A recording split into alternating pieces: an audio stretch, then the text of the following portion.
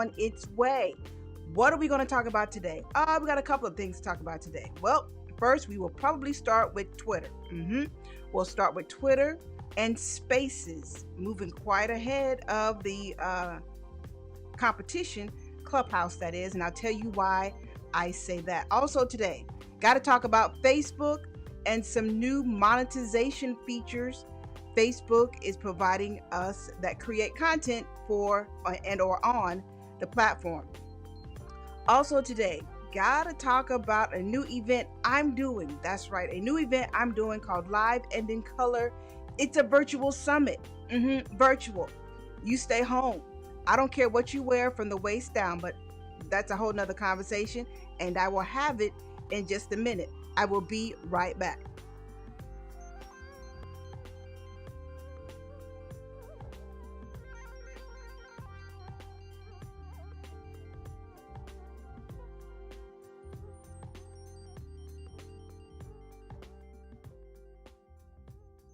Well, hello, hello, hello, hello, hello. Welcome to a new episode of the Social Media Scene. I am Alice Fuller, Principal Consultant at Sheer Social. Now, for those of you that are new, hey, how you doing? Thank you for spending time in a little space, well, in your own space, but no, never mind. Thank you for spending some time and some virtual space, let's put it that way, here with me for the next couple of minutes. Now, what do I do through Sheer Social? Now, through Sheer Social, try saying it fast. I know. What I do through Sheer Social is this. I do social media marketing and consulting and training. Primarily, though, let's see, consulting and training. Don't do as much social media management as I used to, but I thoroughly enjoy the training and consulting. Yes, yeah, that part. That part. Also, now this is the social media scene. What is the social media scene? The social media scene is a live stream show I give you every Friday, produce it every Friday. So it's fresh out of what? My computer every Friday with the help of a program called Ecamm. Hey, Ecamm, how you doing? Okay, so more about Ecamm in just a minute. So what is going on in today's show? There's always a lot going on in social media. What I aim to do every week is kind of wade through all the clutter, because there's a lot of it, and give you what I think is important to you as you use social media a lot for business and, a little bit for fun too, just to keep you abreast of what is going on. So when you get in those little spaces and places where conversations of social media pop up, you can look real smart and be like, well, yeah, that's why I'm here, to help you talk more or conversate more intelligently about social media and what is going on right now in social media, not what popped last year, because that's old news. What is going on right now in the world of social media? So that's what we're doing. So for those of you that come every week, you know what to do next. For those of you watching the replay, you know too. Everybody, do me a solid. Go ahead, share this stream with friends and frenemies, the haters too. In those places and spaces, conversations about social media are going on. Because there's always that one that thinks they know. Because they read that one blog post, but hasn't really done a social media strategy. Yeah, that's a whole nother conversation too. But go ahead and share this stream, because those individuals are probably going to want to know the information that I'm going to share today. So go ahead, knock that out, and I thank you for it. Now, what are we going to talk about today? Today, got to talk about Twitter Spaces. Why do I talk about Twitter Spaces? Because Twitter Spaces is going to be the new, well, no, it's going to be what it is. I'm not going to say it's going to be the new Clubhouse, because hell, Clubhouse is still new. It is going to be the new audio chat destination for some of you who are already Clubhoused out. You're done. But you still want to participate in great conversations with people via some app that allows you to congregate, because people are lonely and they need something else to do that's COVID appropriate. And these audio chat platforms really allow us to do that. And two, it's a great way to meet some new people, in a virtual kind of space, have some conversations, meet some people that you probably would not have otherwise. So there are some benefits. So, what is going on in the world of Twitter Spaces? Now, for those of you that have not been watching the show, let me just give you an update. You got Clubhouse, and then you have Twitter Spaces. Two different things, two different destinations. They look a lot alike, admittedly, but they are not the same thing. Okay, so let's just be clear on that part. Now, when we start talking about what makes them so buzzworthy right now, the reality of it is, like I said before, these are audio only apps, no video. No need to set up all of this that I have here, cameras, lights, all of that. Just you, a smartphone, your voice, and hopefully you got something of value to add to a conversation. Okay? That's one thing. But like I said before, people are using these apps to really build a brand for themselves, or build brand awareness for themselves, or thought leadership, all of that, all those buzzwords we throw out when we're talking social media. Okay. Twitter, on the other hand, though, Twitter has been in the game a little while, but Twitter was kind of doing it on the low low. They announced Spaces probably early 2021 that they were working on something, and then Clubhouse just came right out the gate. And the only thing is, Clubhouse right now is still for what? For those of you that know, you got to have an iPhone or an iPad to be uh, on Clubhouse. Twitter's Twitter's Spaces, try saying that. Spaces on Twitter, maybe that's a better way to say it.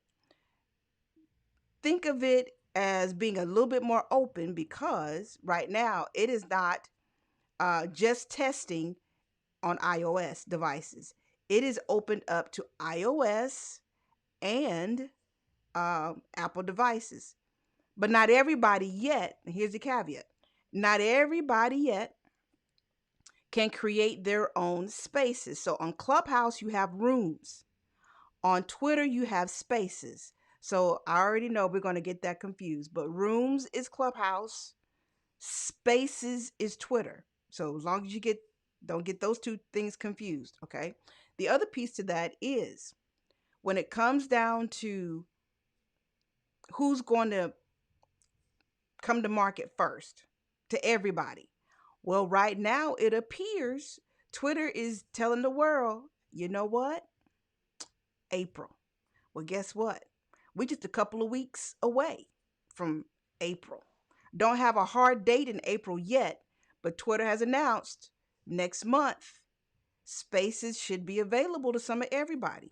Yay. Yay. Whoop whoop. I do have a sound effect. But I'm on a budget. I do have better sound effects than that. I really do. But when it comes down to getting to market first, to mass market first, it appears right now Twitter might be a little ahead of Clubhouse. Now, why is that important? Because there's so much buzz around these particular applications. That indeed is true.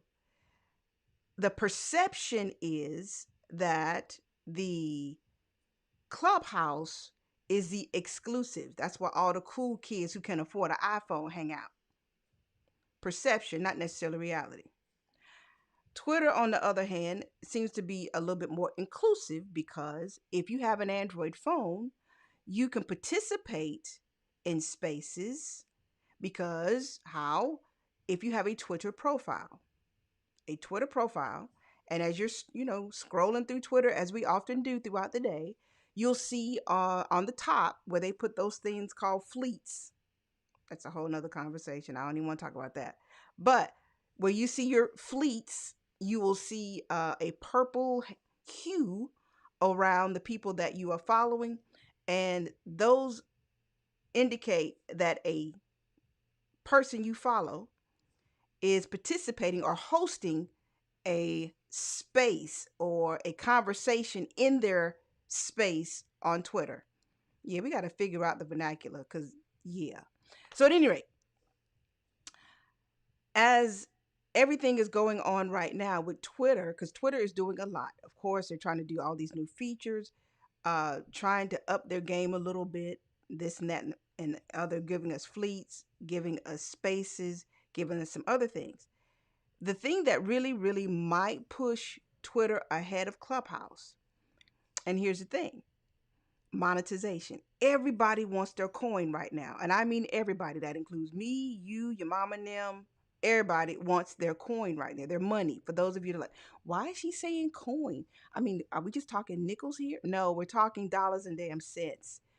Coin, money, cheddar, all the words we use to say money. That's what we're looking for. And content creators right now are looking for those opportunities. If indeed this little hint, and I do mean it's a hint, that Android and iOS users on Twitter with spaces might actually be able to monetize their audio streams. Wouldn't that be something? Well, there's always that one person or group of people that got access to stuff on the back end, because we're just not hackers like that. And I don't mean hackers in a bad way, but hackers in a good way. And because they have access to things, they get the updates before everybody else. So, a Miss Jane Wong on Twitter, in her work behind the scenes on Twitter, she stumbled upon a little tip jar that potentially would allow individuals doing spaces to monetize their audio streams. Wouldn't that be nice? Now let me show you this, because Jane got all the tea for real with this. Let's see if this works today. I hope it does. And browser. Booyah, it works. All right, so here you go. As you see here in Jane's tweet, I'm over here on socialmediatoday.com. Hey, social media today, how you doing?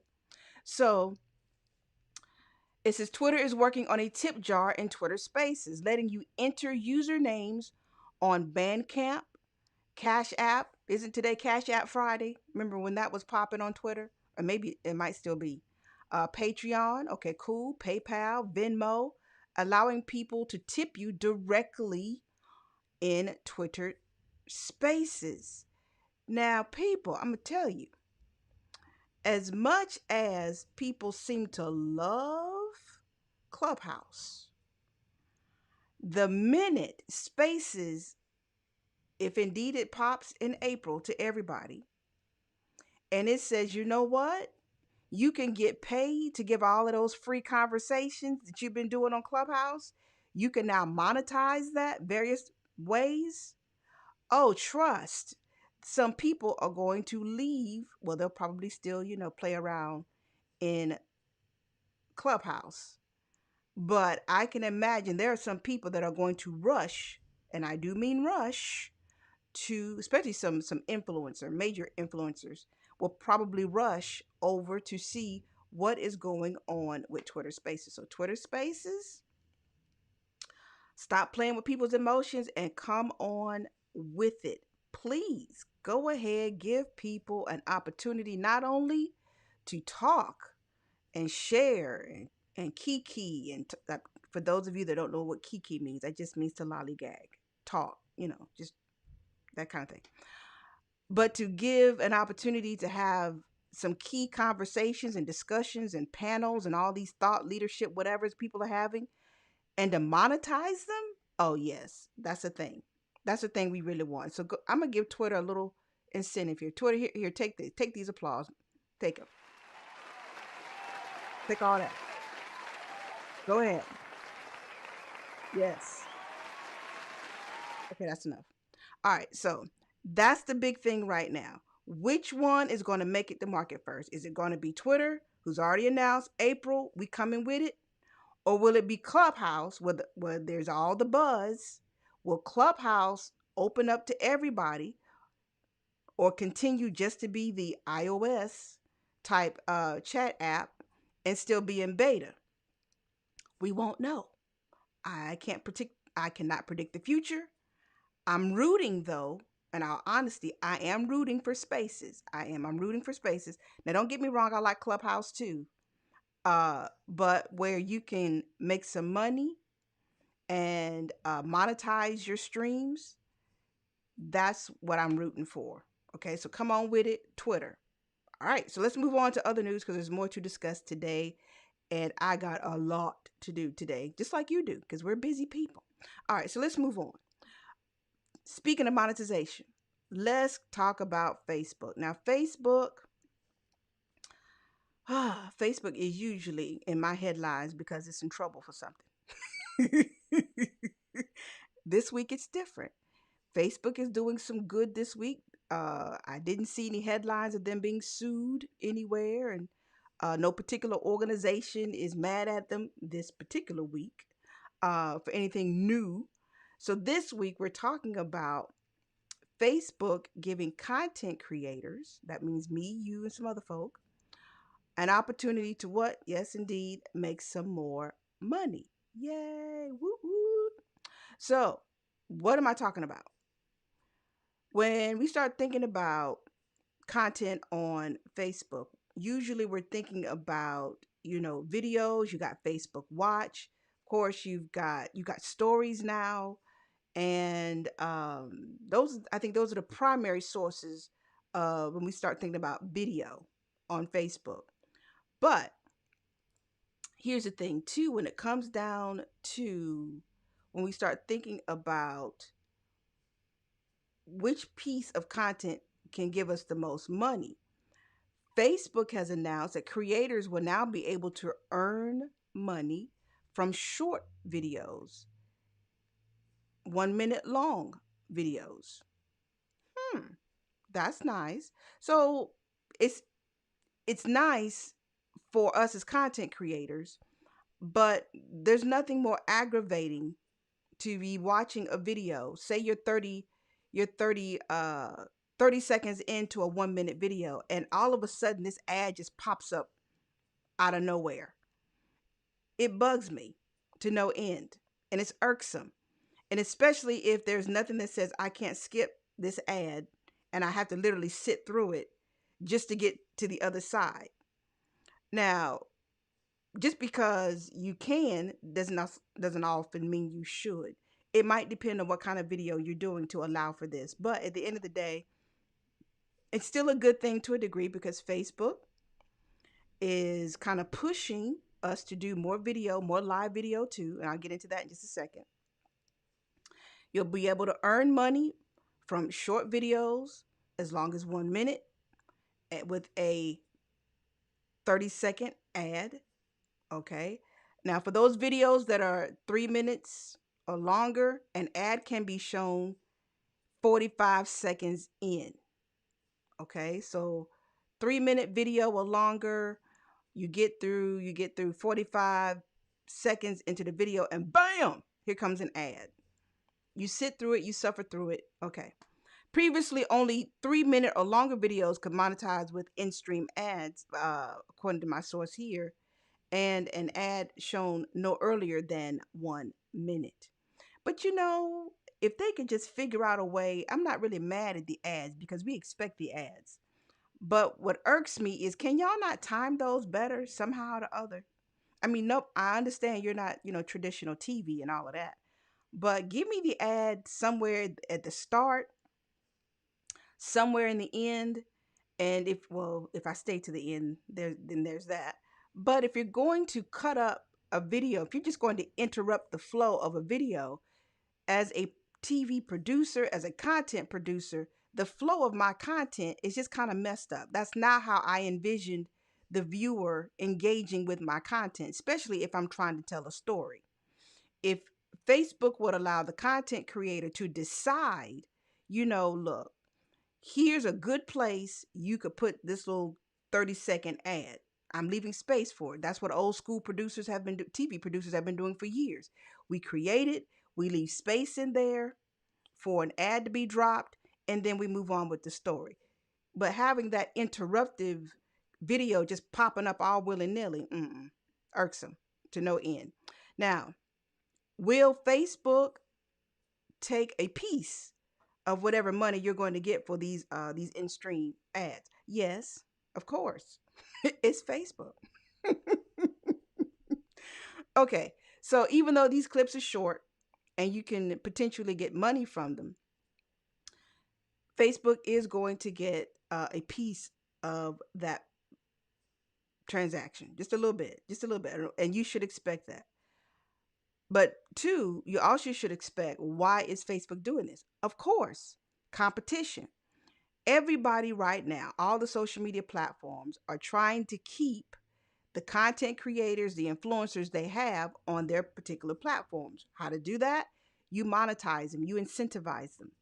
So of course, Facebook is looking at TikTok like, you know what? You getting a little too close. Okay, you giving us a little competition here. And so we're gonna have to figure out a way to keep our influencers and our people, especially on Instagram, on the gram, from going over to TikTok. Because, most statistics will tell you the Facebook audience and the TikTok audience are not necessarily the same group of people. The Instagram audience and the TikTok audience kind of mirror each other to a degree. So Facebook's biggest concern right now is not necessarily Facebook vying head to head with TikTok, though they would love to have, all those young people doing what they do on Facebook. The reality of it is, I think that ship is pretty much sailed. But where Instagram is concerned, considering all the efforts Facebook has put into Instagram, not to mention with the new Reels, which is the TikTok copy, the reality of it is they want to make sure we find a way, if you're producing videos as content creators and as influencers, that you stay in our own backyard. That's basically the end of the day. So for those of us still producing content over here on Facebook, Facebook has got to figure out a way to keep us here too. So that's why this new monetization tool, doing short videos for about a minute, and they'll put an ad in about 30 seconds in, you get a piece of the pie, Facebook gets a piece of the pie.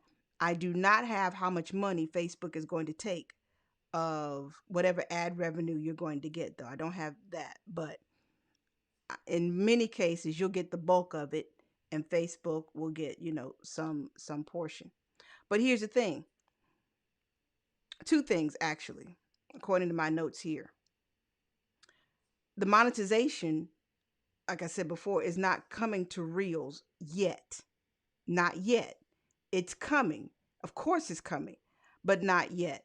But if you're already making short little videos on Reels, and if you want to, get this monetization thing popping, uh maybe start thinking about how you can do some minute videos, kind of, sort of, because it's coming. The monetization of longer videos, it's coming to Reels, because they have monetized every piece of Instagram as it is. So let's move on to the other little piece of that too. You got to qualify if you want monetization on Facebook. Want, want, want. Yes. So if you've got 600,000 total minutes viewed from any combination of video uploads, that means on demand, live, previously live videos, in the last 60 days, you can qualify to get this new monetization. Otherwise, not so much. The other way you could potentially qualify, if you have 5 or more active video uploads or previously live videos. 5 or more active video uploads or previously live videos. The videos must be published, not deleted, and compliant with the monetization policies. So what are I have not looked at the monetization policies, but I can guess. If you're doing some crazy stuff, anything with violence, racial, just crazy politics, all of that, no, they're not dealing with that. They're already in trouble for that, so they're not going to monetize that type of content. I'll tell you that right out. So here's the thing too, for those of us that are live streamers. Live streaming is reported to be a focus of Facebook. Yay. Yay. That's nice. But I've been telling y'all that for years. So that should not be new at all to anybody. But the monetization pieces, okay, so with Facebook opening up live video monetization to more creators, okay, that in and of itself is a plus. Can't say it's a plus to be, to draw people away from TikTok, but it is a plus. So up till now, it has only been an invite only program that would allow live streamers to monetize their live streams. So looking at the in-stream ads in live broadcasts, if you are a live streamer, you'll still need to have 60,000 live minutes viewed in the last 60 days. 60,000 live minutes viewed. 60,000. I don't even know what that is. I don't know how many hours that is, but every one of us who is streaming on Facebook, we can go into our analytics and see if indeed we've got that many minutes. It would be nice if Facebook would just come on and tell you, just put something right on the back end and say, hey, you qualify for monetization. Bing, bing, bing, bing, bing. That would be great. So then you don't have to do the math on your own. And it just might. I just haven't looked. So you look yourselves, for those of you that are live streamers, look in your admins and your analytics and things, your Facebook insights, all of that, and see if indeed there is a notification that says you qualify for monetization, as opposed to you having to, scroll through and do the math and then figure it out on your own, which is interesting too, because here's the thing about live streaming. Live streaming, as we know at this point, is not going to be the stepchild of content creation. In other words, for the longest we've been preaching as social media professionals, marketers, whatever else we're calling ourselves, we've been preaching a long time, doing the pre-recorded videos because it's safe. You can script it or outline it if you're good with that. Everything is controlled. The live stream, on the other hand, and you can look at my library of live streams and see you can't control everything. Some of everything can go wrong in the middle of a live stream, but people still come back and watch you recover. So that's a plus too. But at the end of the day, where live stream is going, think about not just doing the live stream as I'm doing it right now, but think about too e-commerce. We're talking about monetization, but the reality of it is when you start thinking about selling products, we've got Facebook shops. For those of you that haven't explored that yet, you got Facebook shops that you can integrate if you've got a Shopify or some other kind of uh, business on the side that sells your products. You can integrate your Shopify and your Facebook page and have Facebook shops. Okay. And you already know Instagram allows you to do shopping uh, in various ways. So when you start talking about why, one reason why Facebook is really pushing live streaming or favoring live streaming, another reason is because, hey, Curtis, is because TikTok is exploring, really beginning to push live streaming, and not only live streaming, but TikTok is also figuring out how to do live shopping. Mm-hmm. Something of which I'll talk about in just a second.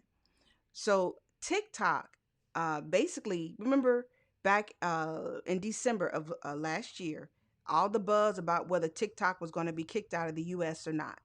Well, the person that even put that out into the universe, he got kicked out the White House instead. Yay. So when we start talking about TikTok, TikTok is now seemingly safe. It doesn't appear they're going to be kicked out or anything of that nature in the US. So they have been exploring using live streaming and shopping with who? Walmart. Remember when all the buzz was going on about who was going to buy TikTok, and Walmart was one of those individuals, and one of those individual corporations, not as a person. And remember, I told you one reason why Walmart wanted in on the TikTok deal was because it saw an opportunity for monetization to sell some products. Okay. So even though the sale is no longer, on the table, what is on the table is Walmart has decided, you know what? We're going to test. And back in December, they did a pilot of live streaming a shopping experience on TikTok.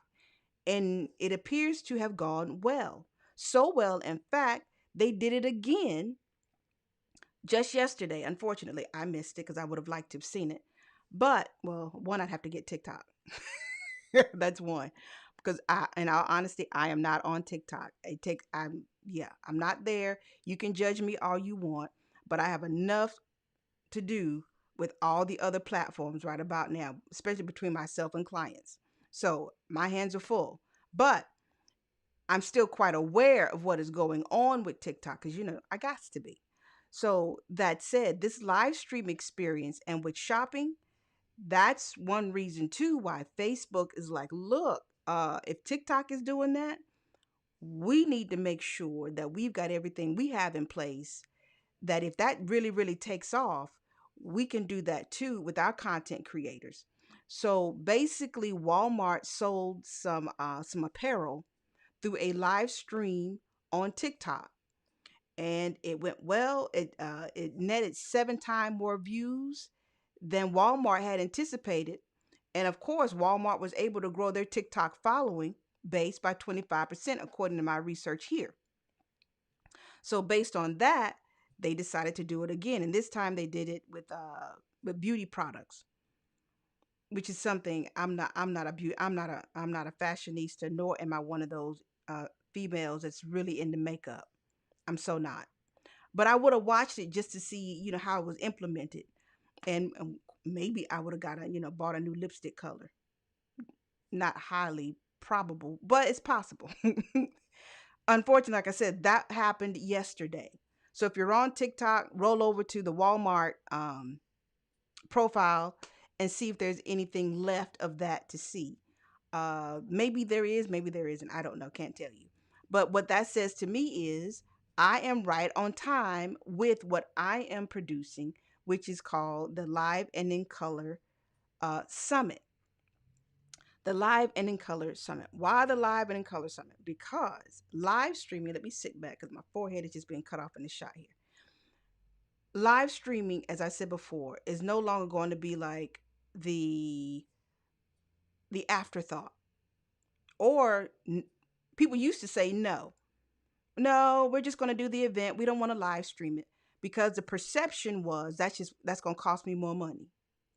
Or, well, if we live stream it, why would they bother? Like with a lot of churches, when I was pitching live streaming to certain churches, why would we live stream it? That means people will stay home. They won't come to church.